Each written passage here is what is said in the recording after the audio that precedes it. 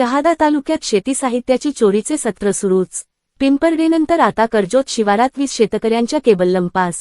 शेतकरी संतप्त। नंदुरबार जिल्ह्यातील शहादा तालुक्यात शेती साहित्य चोरीचे सत्र थांबण्याचे नाव घेत नसून परिसरात मोठी टोळी सक्रिय झाल्याचे संशय व्यक्त केला जात आहे।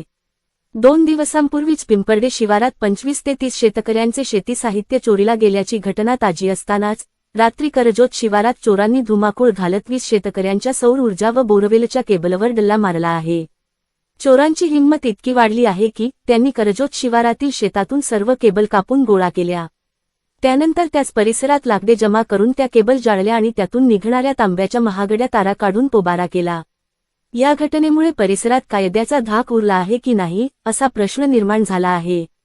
एकापाठोपाठ एक घडणाऱ्या घटनांमुळे शेतकऱ्यांचे लाखो रुपयांचे आर्थिक नुकसान झाले असून सिंचनाचा प्रश्नही गंभीर बनला आहे। परिसरात सातत्याने होणाऱ्या चोऱ्यांमुळे शेतकऱ्यांमध्ये प्रचंड भीती आणि संतापाचे वातावरण आहे। चोरटे अत्यंत बिनधास्तपणे रात्रीच्या वेळी शेतात घुसून हातसफाई करत आहेत।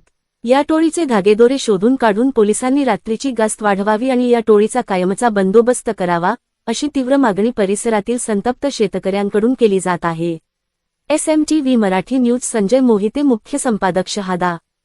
मी भरत वामनराव कारले, कर्जत शिवारामधून। परवाच्या दिवसाला कंपडा ते उजळत या 2 गावामध्ये 20 ते 25 लोकांची केबल चोरी झालेली आहे। तरी त्यांनी आज रात्रीच्या कर्जत शिवारा ते कमरात शिवारामध्ये आमच्या इथल्या 20 ते 22 लोकांची केबल चोरी करून परत त्यांनी चांगली डेअरिंग करून आमच्या इथे एक झाड कोरडं होतं, त्या झाडावर त्यांनी केबल जाळून संग तार काढून गेले। आतापर्यंत त्यांचा जाळ सुरू आहे। मागच्या वर्षी सुद्धा आम्ही या गोष्टीची दखल दिलेली आहे। त्या दखलच्या बद्दल आतापर्यंत काहीच नाही, कोणी लक्ष देत नाही। आता सुद्धा आम्ही हीच विनंती करतोय की आताच्या परिस्थितीला अशी आहे की 10-10 रुपयावर पडली परिस्थिती खराब आहे, तर त्या गोष्टीची तुम्ही दखल घ्या।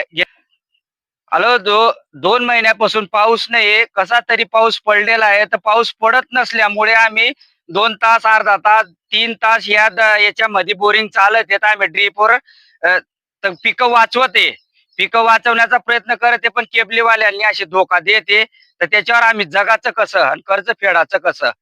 ती पाठीमागे तुम्ही की गाड्या सुरू केल्या होत्या त्यावेळेस काही नव्हतं, पण आता परत अजूनही सुरू झालेली 2-3 परिस्थिती।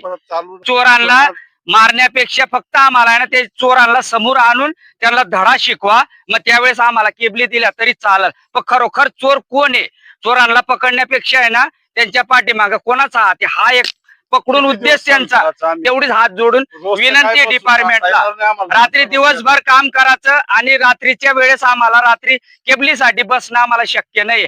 छोटी छोटी कपाश एवढा गवत आणि त्या केबलीसाठी तिथं बसणं आम्हाला शक्य नाही। तिथं माझं नाव पुंडलिक शिवाजीराव शेलार, राहणार कर्जोत। खूप त्रास आहे या केबलीचा, काय 1-2 महिन्यात चालू असतं यांचं। बिलकुल 4-5 चोर असतील पण म्हणजे कोणालाच सापडत नाही, ते असं कसं काय? आपले पोलीस स्टेशन बिशन काही पाहत नाही, इकडे कोणी लक्ष द्यायला तयार नाही आतापर्यंत। काय करायचं आम्ही? केबल आहे पण 2000 रुपये गोडीवाल्यांना आहे ना काढण्याची टाकण्याची किंमत आहे, परंतु आहे ना काढून वर करण्यासाठी सुद्धा आम्हाला आहे ना तेवढा खर्च आहे। केबलची किंमत फक्त 500 रुपये, परंतु केबलीला खर्च गोडी आणणे टाकणे प्रत्येक आले म्हणजे पूर्ण एरिया एवढा 2-3 किलोमीटर पर्यंत सगळं फिरून चालले जातात। व्याकुळ केलेलं आहे या लोकांनी, त्या गोष्टीची तुम्ही दखल घ्यावी बस।